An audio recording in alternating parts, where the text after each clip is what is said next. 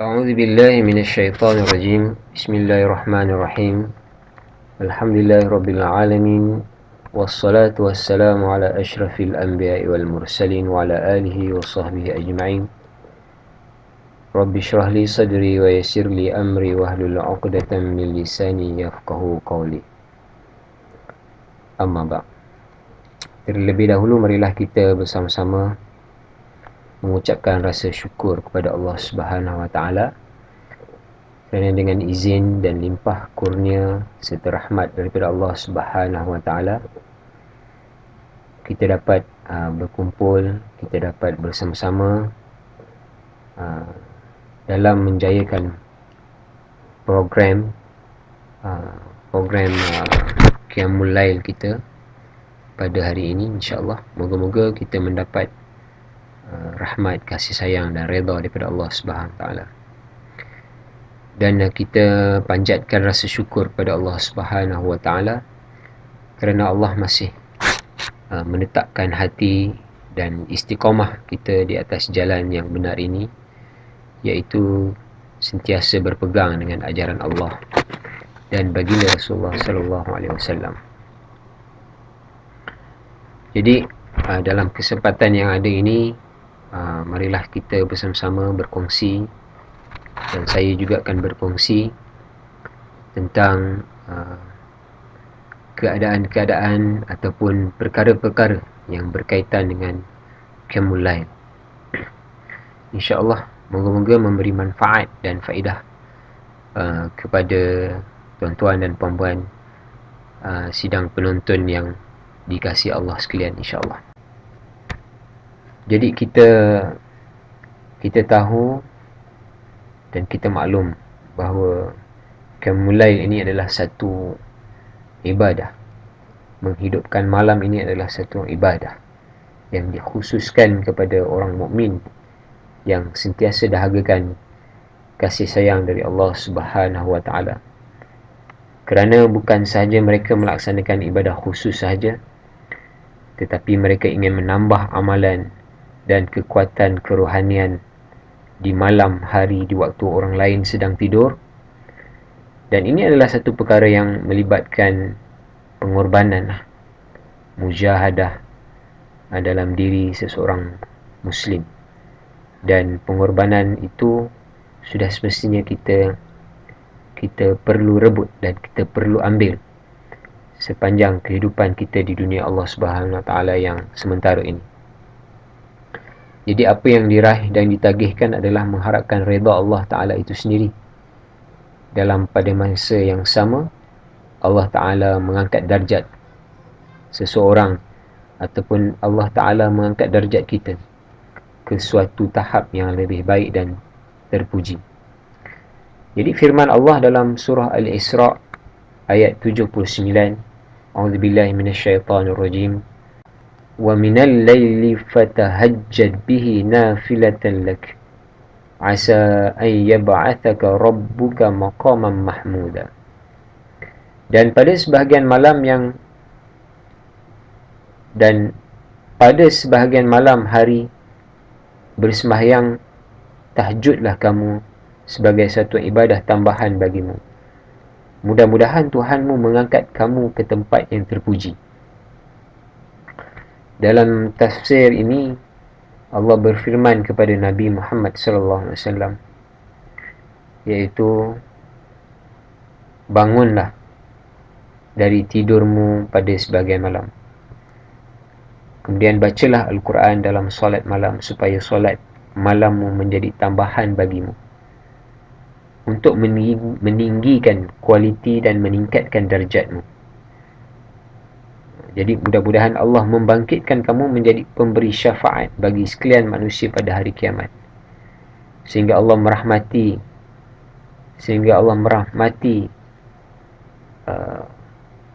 diri mereka. Allah merahmati keseluruhan hidup mereka. Dan Rasul ataupun Nabi menduduki kedudukan yang dipuji oleh orang-orang yang terdahulu dan orang-orang yang kemudian. Kemudian Allah berfirman lagi tentang saranan menghidupkan malam dalam surah Al-Insan ayat 26 hingga 27, yang bermaksud, dan bersujudlah di sebahagian waktu malam dan bertasbihlah pada waktu malam yang panjang pada malam hari. Sesungguhnya orang kafir menyukai kehidupan dunia dan mereka tidak memperdulikan akibat yang menimpa mereka pada hari yang berat. Surah Al-Insan ayat 26 dan 27. Tuan-tuan, puan-puan yang dirahmati Allah sekalian, Qiyamul Lail adalah satu saranan yang penting dalam membangkitkan keimanan yang telah dipraktikkan oleh orang-orang soleh, di mana mereka mendapat kesan yang besar dalam proses menghidupkan hati. Allah Ta'ala sangat dekat dan memuliakan kita yang menghidupkan malam, iaitu antaranya memakbulkan doa jika kita berdoa kepadanya, memberi jika kita meminta sesuatu daripada Allah Subhanahu Wa Ta'ala, dan mengampunkan dosa jika kita meminta keampunan kepada Allah Subhanahu Wa Ta'ala. Satu hadis bahawa Allah Subhanahu Wa Ta'ala turun ke langit dunia setiap sepertiga malam terakhir. Rasulullah SAW bersabda, "Yanzilu Rabbuna tabaraka wa ta'ala kulla laylatin ila as-sama'i dunya hina yabqa thuluthul layl akhir yaqulu man yad'uni fastajiba lahu man yas'aluni fa'u'tiyahu man yastaghfiruni fa'aghfir lahu." Tuhan kita yang Maha Agung, sabda Rasulullah SAW, Tuhan kita yang Maha Agung dan Maha Tinggi turun setiap malam ke langit dunia, iaitu sepertiga malam terakhir. Dia berfirman, "Sesiapa yang berdoa kepadaku, maka aku akan mengabulkannya. Sesiapa yang meminta kepadaku, maka aku akan memberikannya. Dan sesiapa yang memohon ampun kepadaku, maka akan aku ampuninya." Hadis riwayat Bukhari dan Muslim. Ulama mentafsirkan bahawa Allah turun ke langit dunia itu iaitu turunnya cahaya kasih sayang daripada Allah Subhanahu Wa Taala. Turunnya cahaya kasih sayang daripada Allah Subhanahu Wa Taala. Jadi ada 3 perkara yang Rasulullah sebut. Berdoa, maka Allah akan mengabulkan doanya. Kemudian jika kita minta pada Allah, Allah akan memberi. Jika kita mohon ampun kepada Allah Subhanahu Wa Taala, maka Allah akan ampunkan dosa-dosa kita. Tuan-tuan dan puan-puan yang dikasihi Allah sekalian, apa kata ulama tentang nikmatnya berqiyamul lail? Ibnu Al-Hajj, ulama Mesir, mungkin meninggal sekitar tahun 1336, dalam kitab Madkhalnya berkata, dalam qiyamul lail terdapat sejumlah faedah. Antaranya menghilangkan dosa sebagaimana angin taufan menyapu daun-daun kering, menyinari hati, membuat wajah bersinar, menghilangkan rasa malas dan menggiatkan badan, yakni tubuh badan menjadi aktif. Dan orang yang berqiyamul lail dilihat para malaikat daripada langit seperti kilauan bintang-bintang yang menyinari cahayanya di waktu malam. Syekh Said Qutb rahimahullah, yakni meninggal sekitar tahun 1966, beliau berkata, sesungguhnya perumpamaan orang yang mengerjakan qiyamul lail pada waktu manusia terlelap tidur, meninggalkan kesibukan sehari-hari, berkomunikasi dengan Allah Subhanahu Wa Ta'ala, mencari pancaran cahayanya, berkhalwat padanya, dan membaca Al-Quran di saat senyapnya dunia, adalah seperti orang yang baru turun dari syurga yang disambut oleh semua penghuni dunia. dengan sebuah bacaan yang lafaznya bukan seperti yang dilafazkan manusia.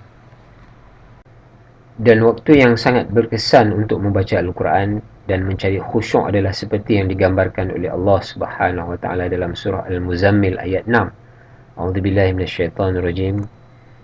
Inna nashi'atal laili hiya ashaddu wata'an wa aqwamu qila. Sesungguhnya bangun di waktu malam adalah lebih tepat untuk khusyuk dan bacaan di waktu itu lebih berkesan. Kita mendapati perlawanan terhadap nikmatnya tidur ni dan empuknya hamparan tilam setelah penat di siang hari adalah lebih berat bagi tubuh badan berbanding dengan ibadah di sepertiga malam. Tetapi ini adalah suatu panggilan jiwa yang memenuhi panggilan Allah Subhanahu wa taala dan mendahulukan kebaikan yang ada padanya. Ini bermakna terdapat perkataan yang sangat berharga kerana berzikir dalam keheningan malam adalah sebuah kenikmatan.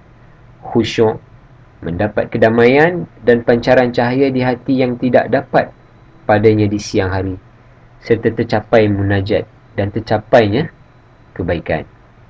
Allah Ta'ala menciptakan hati kita dan mengetahui segala rahsia yang ada padanya. Allah tahu apa yang meresap pada hati, kan? Allah tahu perkara apakah yang dapat mengetuk pintu hati-hati kita.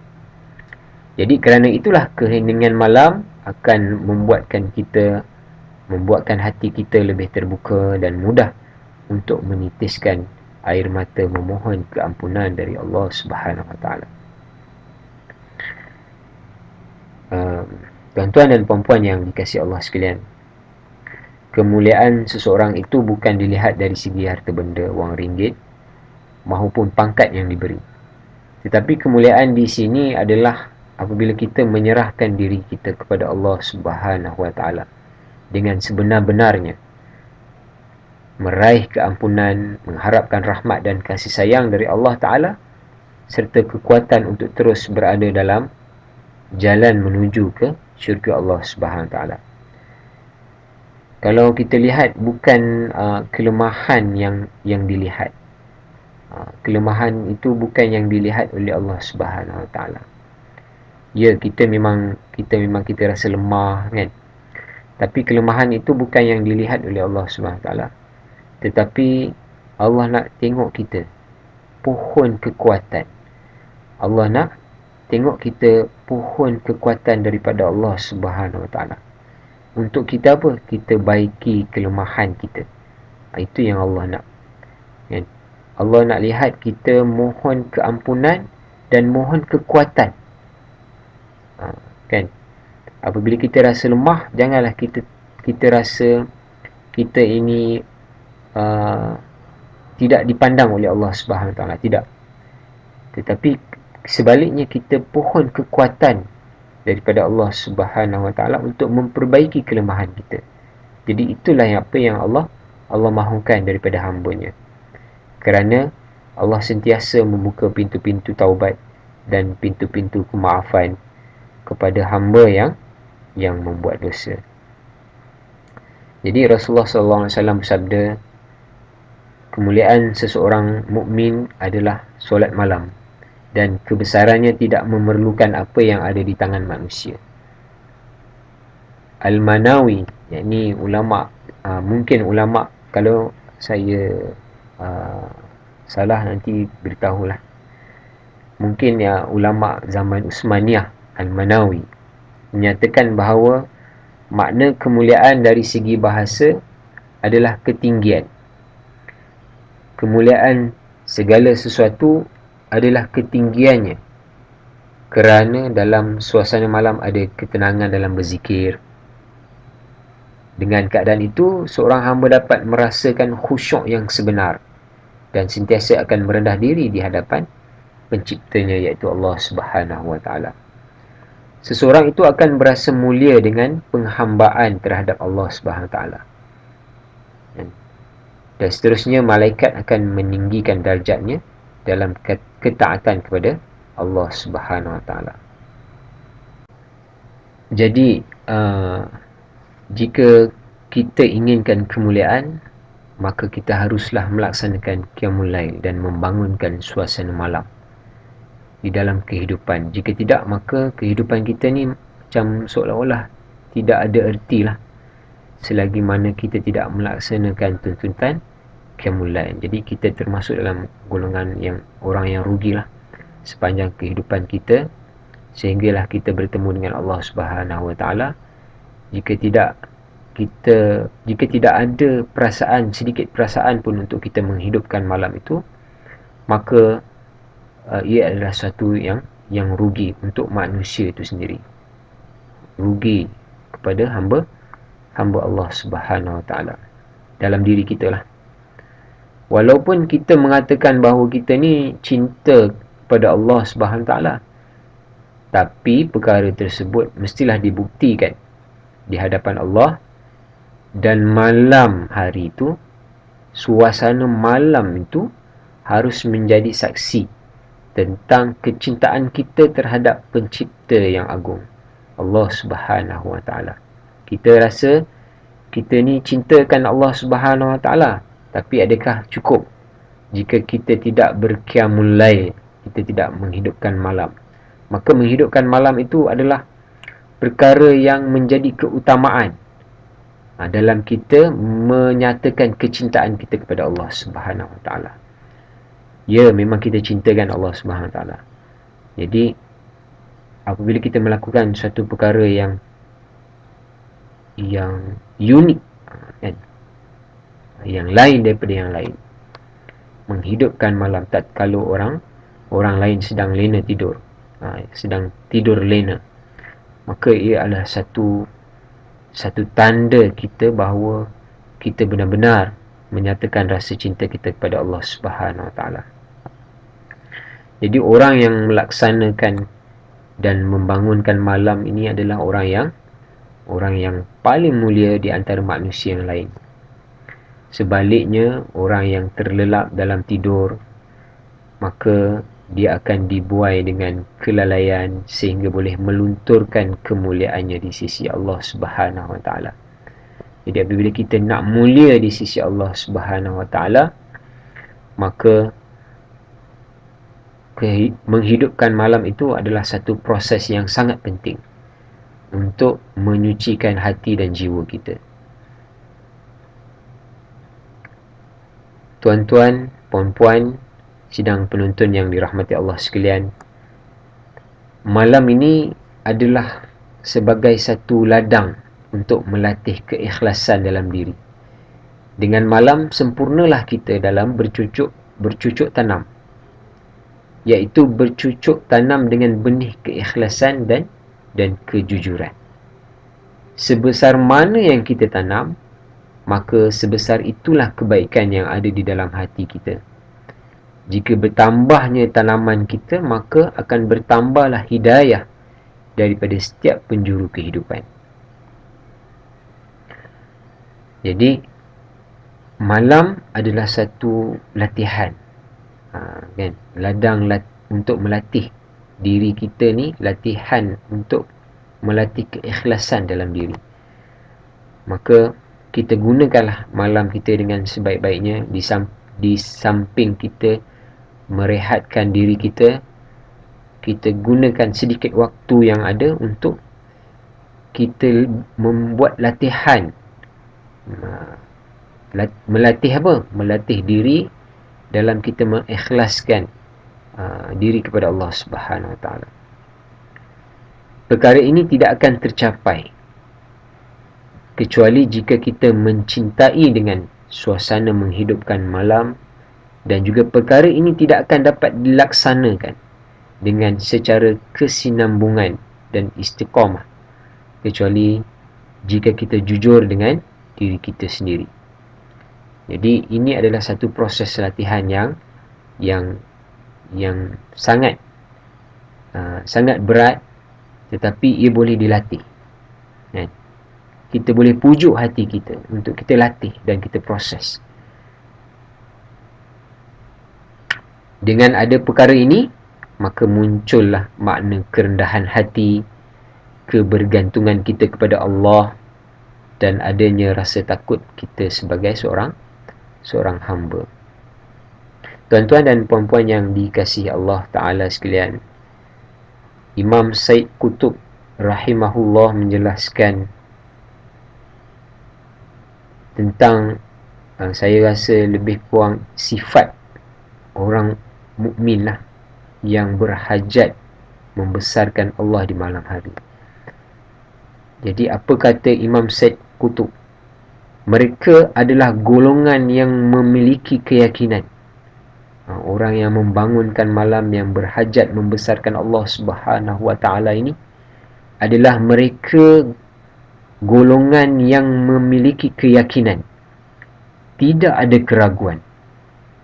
Mereka ini adalah golongan yang bertakwa, tidak bercakap kosong, dan selalu terjaga untuk menyembah dan memohon keampunan, dan tidak menghabiskan umurnya dalam kesia-siaan dan kealpaan. Tidak menghabiskan umur dalam keadaan yang sia-sia dan alpa.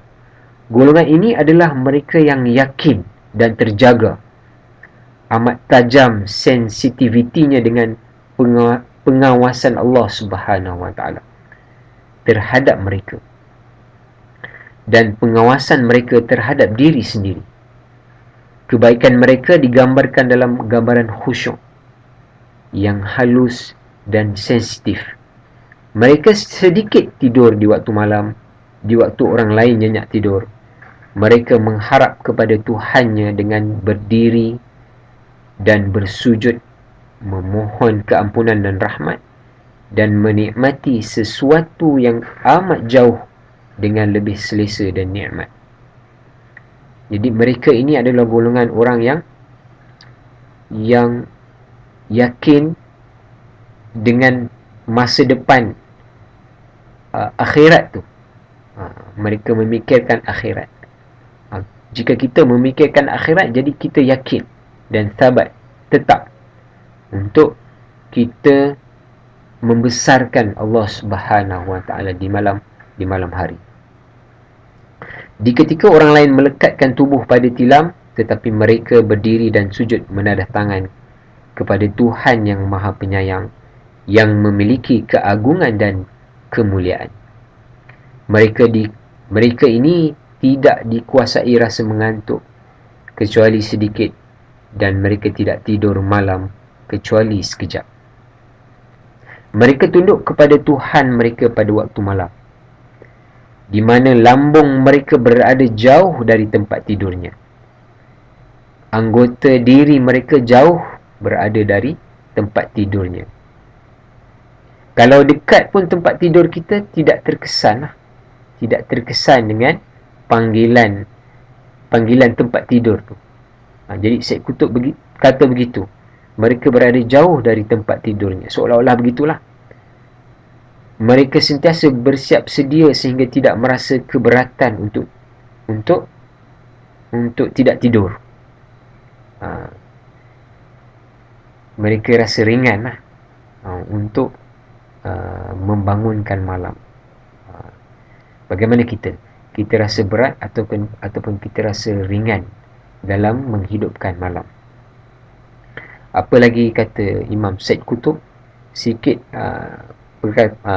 lagi amanatnya, iaitu itulah keadaan yang selalu diamati oleh tokoh-tokoh dari kalangan tabi'in dengan memiliki kedudukan teguh dalam keimanan dan keyakinan yang terhasil dari amalan Qiyamul Lail itu. Allah berfirman dalam surah Az-Zariyat ayat 17 dan 18. A'udzubillahi minasyaitonirrajim. Kanu qalilan minal laili ma yahja'un wa bil ashari hum yastaghfirun. Mereka sentiasa mengambil sedikit sahaja masa dari waktu malam untuk mereka tidur, dan di akhir malam mereka beristighfar pada Allah Subhanahu wa Ta'ala. Tuan-tuan dan puan-puan yang dikasihi Allah sekalian, sidang penonton sekalian, jadi mari kita sama-sama melihat dan menjadikan baginda Rasulullah sallallahu alaihi wasallam sebagai contoh ikutan kepada pelaksanaan dalam proses menghidupkan malam. Baginda berqiyamul lail, menghidupkan malam. Jadi diriwayatkan bagaimana kesungguhan baginda Rasulullah sallallahu alaihi wasallam berqiyamul lail dengan menyingsingkan lengan baju baginda. Kemudian baginda mendirikan solat malam sebanyak 13 rakaat, mencakup solat witir, termasuk solat witir dan 2 solat sunat sebelum subuh. Ada lagi riwayat-riwayat yang lain lah. Jadi yang masyhur, yang selalu kita dengar, 13 rakaat Rasulullah laksanakan solat malam, termasuk witir dan 2 solat sunat sebelum subuh. Digambarkan juga kegigihan Nabi Muhammad sallallahu alaihi wasallam mengerjakan amalan ini sehingga bengkak kedua kaki baginda. Kita sedia maklum, baginda menghidupkan malam sehingga bengkak kaki baginda Rasulullah sallallahu alaihi wasallam. Ini memberikan isyarat yang jelas kepada kita semua bahawa amalan dan tarbiyah ini mesti dilaksanakan dengan bersungguh-sungguh untuk melawan godaan nafsu dan syaitan yang sentiasa menghalang manusia dari mengerjakan solat tahajud, membesarkan Allah Subhanahu wa taala, membangunkan malam, beribadah kepada Allah Subhanahu wa taala. Sayyidatina Aisyah menjawab soalan sahabat. Jadi sahabat pernah bertanya tentang cara solat malam Nabi Muhammad sallallahu alaihi wasallam. Sayyidatina Aisyah menjawab, baginda Nabi tidur pada awal malam dan bangun pada akhir malam lalu solat. Kemudian baginda kembali ke tempat tidurnya. Jika muazzin sudah mengumandangkan azan, maka baginda segera bangun bila ada keperluan, maka baginda akan mandi. Jika tidak, baginda berwuduk, keluar dan menunaikan solat. Baginda Rasulullah sallallahu alaihi wasallam berdiri, solat dan rukuk serta menangis sampai air matanya membasahi janggut dan bahunya. Kemudian baginda sujud dan air matanya membasahi bumi. Begitu tekun dan sungguh-sungguh Rasulullah sallallahu alaihi wasallam dalam beribadah dan berqiyamul lail menghadap Allah Subhanahu wa taala, memohon keampunan. Ketika selesai solat, Aisyah berkata kepada Rasulullah ataupun bertanya kepada Rasulullah, "Wahai Rasulullah, tidakkah Allah mengampuni semua dosamu yang telah lampau dan yang akan datang?" Jadi Rasulullah jawab, "Wahai Aisyah, tidakkah boleh aku menjadi hamba yang bersyukur?" Kemudian dalam hadis yang lain, Abu Hurairah meriwayatkan bahawa Rasulullah sallallahu alaihi wasallam bersabda, syaitan akan mengikat pangkal tengkuk salah satu dari kamu pada saat tidur dengan 3 buhul ataupun 3 ikatan. Pada tiap ikatan dia menepukkan, malam masih panjang, tidurlah. Tetapi apabila kamu bangun dan berzikir pada Allah, maka terlepaslah satu ikatan. Apabila kamu berwuduk, akan terlepas lagi satu ikatan. Dan apabila kamu berdiri solat, maka akan terlepaslah ikatan yang terakhir. Di pagi harinya kamu akan bersemangat dalam ibadah kamu dan akan berasa gembira. Jika tidak, maka kamu akan merasa lesu dan malas. Hadis riwayat Bukhari. Ini adalah antara bukti kesungguhan Nabi kita dalam menghidupkan malam dan menunjukkan bahawa qiyamul lail adalah wasilah dan elemen yang sangat penting kepada individu muslim untuk mencapai darjat takwa yang tertinggi serta melalui proses penyucian hati dan jiwa pada waktu yang sesuai. Kerana pada waktu itu Allah sangat dekat dengan kita apabila kita melaksanakan tuntutan qiyamul lail pada malam hari. Sudah pastilah ganjaran pahala dan yang terbesar iaitu syurga Allah Subhanahu wa taala akan menanti jika kita ini sentiasa mendambakan qiyamul lail, bermunajat, membesarkan Allah Ta'ala dan memohon keampunan daripada Allah Subhanahu wa taala. Abu Huzaifah Al-Yamani menjelaskan kepada anak saudaranya tentang qiyamul lail Rasulullah sallallahu alaihi wasallam ketika tercetusnya perang Khandaq. Kata beliau, "Wahai anak saudaraku, ketika berlaku perang Khandaq, kami melihat Rasulullah sallallahu alaihi wasallam bangun di tengah malam mengerjakan qiyamul lail dalam keadaan perang dengan solat malam yang panjang. Baginda menghadapkan pandangannya ke arah kami. Kemudian baginda Nabi sallallahu alaihi wasallam bersabda yang bermaksud, sesiapa yang mengikut cara kami dengan berdiri solat malam, mengerjakan apa yang mesti dia lakukan, maka Allah Subhanahu wa taala akan memastikan baginya kembali dengan memasukkan ke dalam syurga." Hadis riwayat Imam Ahmad dalam Al-Musnad. Kemudian Allah berfirman dengan maksudnya, sesungguhnya orang-orang yang bertakwa berada di taman-taman syurga di mata-mata air, sambil mengambil apa yang diberikan kepada mereka oleh Tuhan mereka. Sesungguhnya mereka sebelum itu di dunia adalah orang-orang yang berbuat baik. Mereka tidur sedikit pada waktu malam, dan di akhir-akhir malam mereka memohon ampun kepada Allah Subhanahu wa taala. Ini dalam surah Az-Zariyat ayat 15 hingga ayat yang ke-18.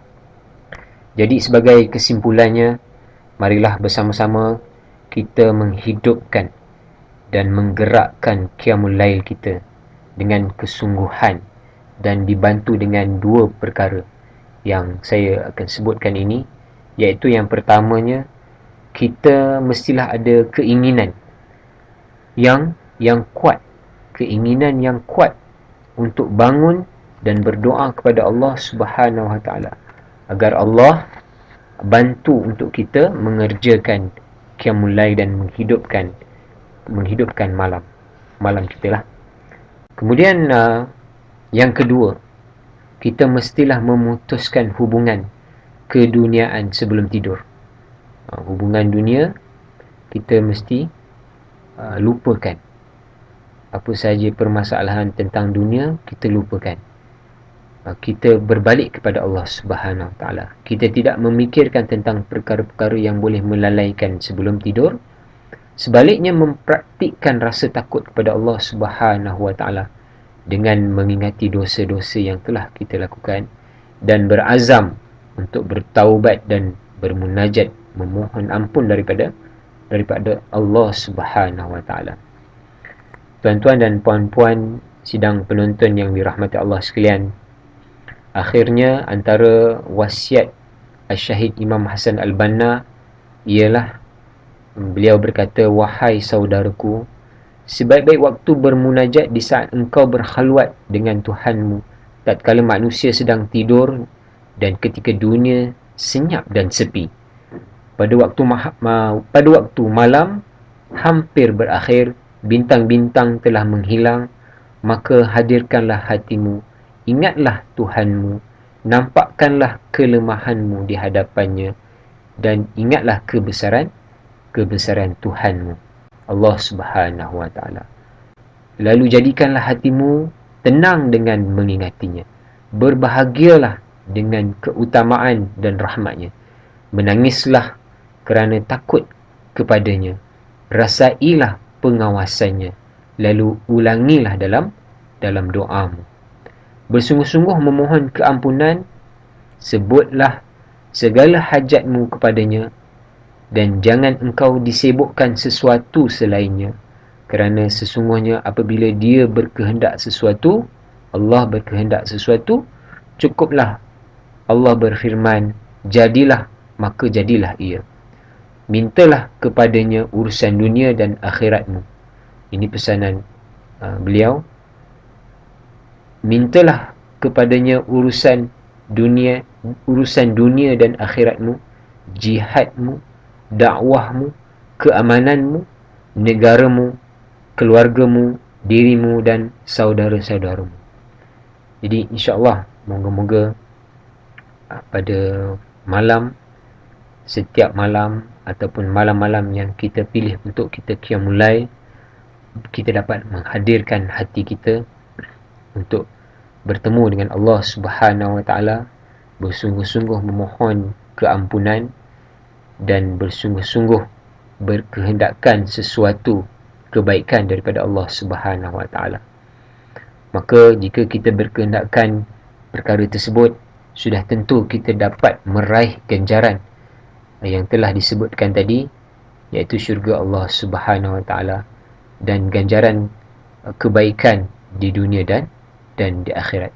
Jadi saya fikir setakat itu dulu perkongsian saya pada hari ini. InsyaAllah moga-moga dapat memberi manfaat kepada tuan-tuan dan puan-puan.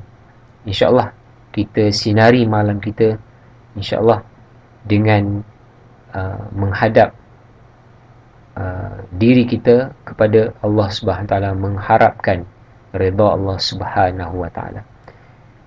أقول قولي هذا وأستغفر الله العظيم لي ولكم والسلام عليكم ورحمة الله وبركاته.